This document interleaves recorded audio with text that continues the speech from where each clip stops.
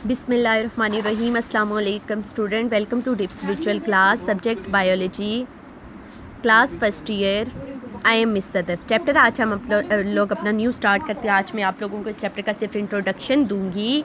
Biological molecules वो वाले molecules होती हैं जो लिविंग ऑर्गेनिज्म की बॉडी के स्ट्रक्चर के लिए ज़रूरी होती हैं। जब स्ट्रक्चरली ये बनता है तो फिर जाके वो फंक्शन लिविंग ऑर्गेनिज्म जो है वो अपना फंक्शन परफॉर्म करने के काबिल होती हैं।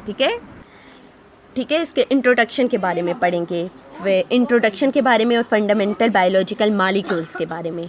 इंट्रोडक्शन देखें, जितनी भी लिविंग वर्ल्ड में लिविंग मटेरियल प्रेजेंट है, लिविंग नहीं, all material, living non living सारे, वो किससे मिलकर बने होते हैं? केमिकल एलिमेंट्स से। ठीक है, हम लोग कह सकते हैं केमिकल एलिमेंट्स फर्दर किससे बने होते हैं? एटम्स से, और एटम्स कंबाइन होकर मालिक्यूल्स और कंपाउंड्स बना देते हैं। ठीक है, जैसा कि मैंने बताया, सारे लिविंग और नॉन लिविंग मटेरियल्स जितने भी हैं वो सारे किससे मिलकर बनी होती हैं? केमिकल से। ठीक है, केमिकल एलिमेंट से। तो लिविंग बॉडीज़ भी केमिकल एलिमेंट से बनी होती हैं। 6 मेजर केमिकल एलिमेंट से बनती हैं: carbon, hydrogen, nitrogen, oxygen, phosphorus and sulphur.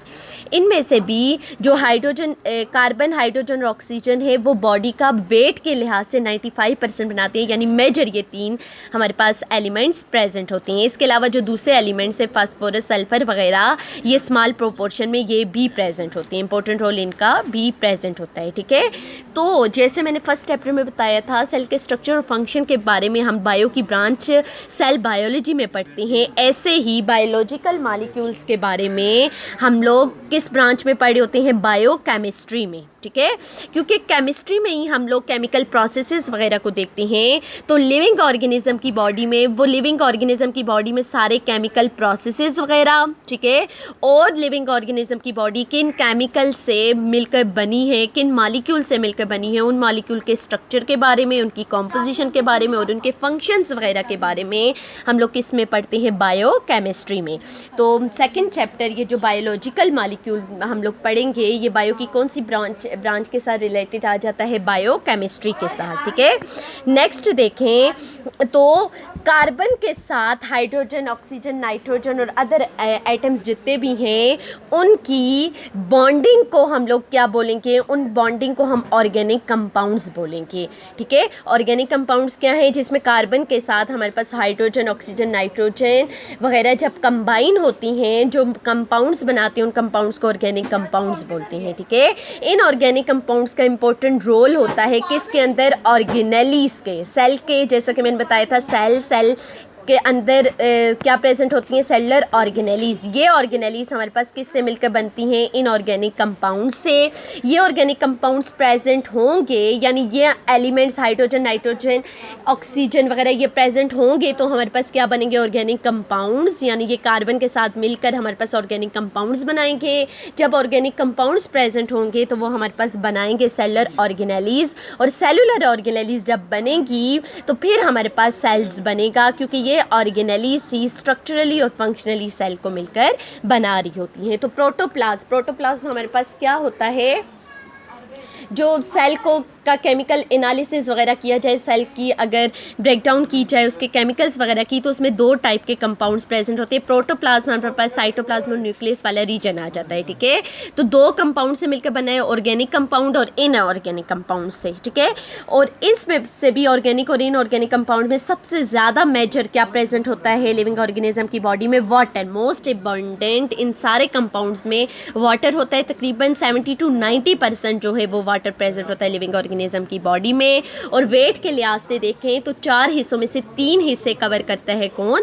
Water. ठीक है, वाटर के बाद सेकंड इंपॉर्टेंट कंपोनेंट कौन सा है? प्रोटीन वाटर के बाद मोस्ट इंपॉर्टेंट है। एंजाइम्स वगैरह, डिफरेंट हार्मोन्स वगैरह किससे मिलकर बनी होती है? प्रोटीन से, जिनका बॉडी के अंदर बहुत इंपॉर्टेंट रोल होता है। और अगर हम बैक्टीरियल सेल और एनिमल सेल में इसकी कॉम्पोजिशन देखें किसकी? बैक्टीरिया सेल और प्रोक्रियाटिक और यूक्रियाटिक सेल में इन सारे कंपाउंड्स की प्रोपोर्शन की।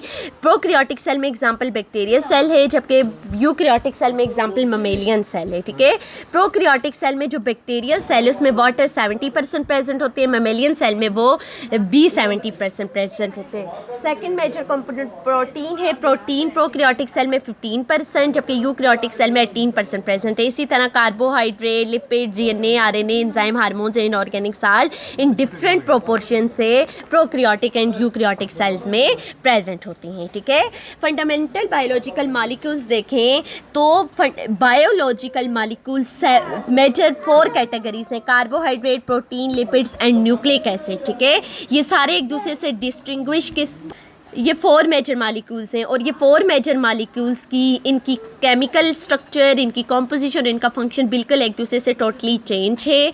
ठीक है, और ये डिफरेंट यूनिट से मिलकर बनी होती हैं। वो यूनिट्स हमारे पास fatty acids, amino acids, glucose, glycerols वगैरह ये सारे कुछ होती हैं, और ये सारे एक दूसरे से किस बेस पर डिफरेंट होते हैं? इनके फंक्शनल ग्रुप की बेस से। फंक्शनल ग्रुप इनमें हमारे पास हाइड्रोक्सिल भी हो सकता है, कार्बोक्साइल भी, एल्डिहाइड भी, अमाइन ग्रुप वगैरह भी हो सकता है। ठीक है, तो ये सारे मिलकर हमारे पास क्या बनाते हैं? Biological molecule.